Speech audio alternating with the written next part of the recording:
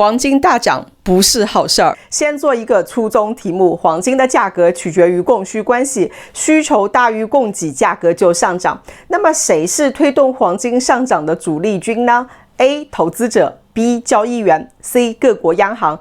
选 C 的学霸可以下课了，你已经是太优秀了。选 A 和 B 的请继续听。黄金的价格是什么时候开始起来的呢？看这张图，深红色代表的是央行购买黄金。从2010年到2021年，央行购买黄金是相对比较稳定的。而在2022年，各国央行突然发了疯的买，为什么呢？还记得2022年发生了一件什么大事儿吗？2022年2月24号，俄罗斯对乌克兰进行了特别军事行动，乌克兰宣布进入战时状态。紧接着，西方国家就对俄罗斯进行了金融制裁，冻结外汇储备，切断 SWIFT 系统。这个行为本意就是想惩罚俄罗斯的，但是却把其他国家给吓坏了。如果连主权国家的外汇储备都可能被封号，那还能信谁呢？你看这张图，2022年第一季度开始，黄金需求迅速上升，这是开启黄金疯涨的时间节点。那世界黄金协会是如何总结2022年黄金市场的呢？第一句话是各国央行大力购金。那么2023年呢，世界黄金协会的报告是这么写的，第一句仍然是央行大举购金。2024年的报告第一句就变成了全球央行与投资者共同推动。那么2025年呢，还没有出报告呢，但是2025年第二季度的报告当中显示，投资需求年度同比增长78%。从数据上来看，央行购金跟前3年相对来说比较少了，主要原因是央行嫌弃价格太高了，各种研报也显示央行仍然有购金的需求。好了，那么问题来了，央行为什么要囤黄金呢？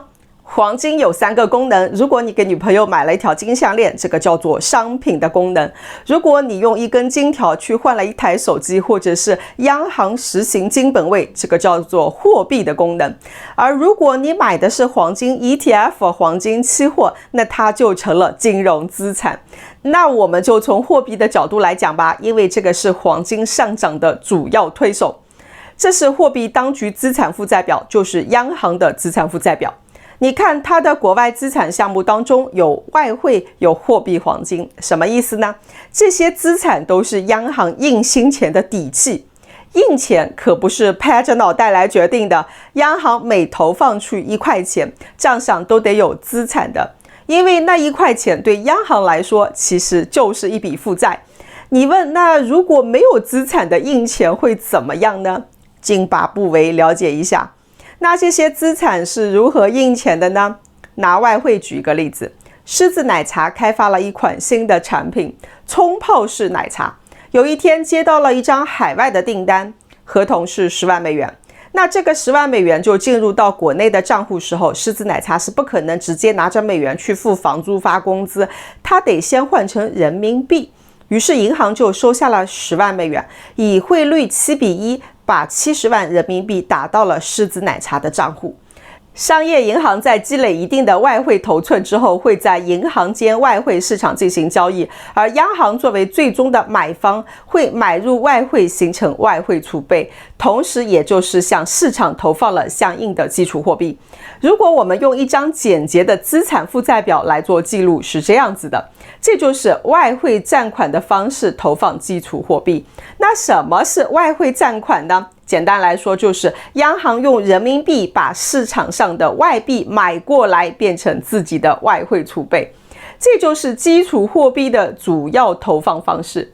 那么问题来了，俄罗斯央行的外汇储备放在哪里呢？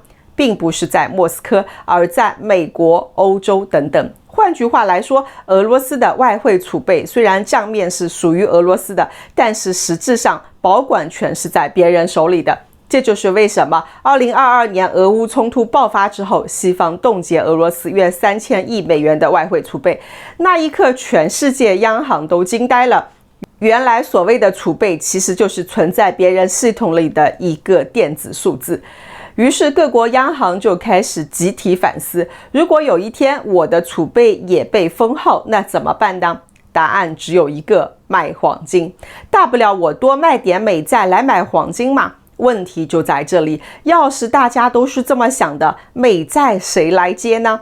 如果一个人每个月赚5万块钱，一年60万稳定收入，他问你借10万块钱，你借不借呢？你当然敢借了，因为你知道他是有能力还的。可是有一天你发现他已经欠了200万了，还天天刷信用卡，借新债还旧债，你还敢借吗？这就是今天的美国。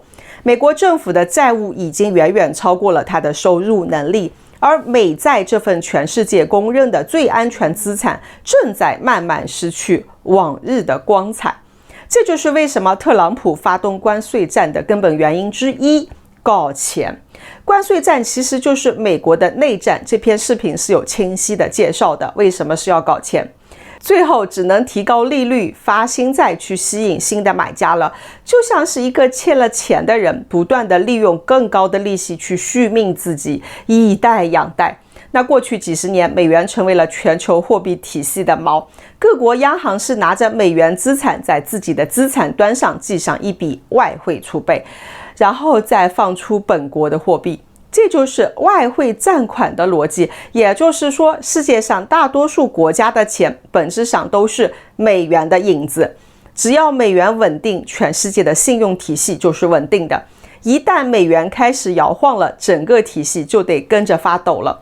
而如今美元的信用出了点问题，那各国央行自然是要把鸡蛋放在不同的篮子里了。更加重要的是，美元不再是一个中立的货币，而变成了一个有立场的金融武器。而黄金不受任何的限制，它不依附任何国家的信用，也不需要任何系统的授权，它是这个世界上最接近没有对手方的风险的终极资产。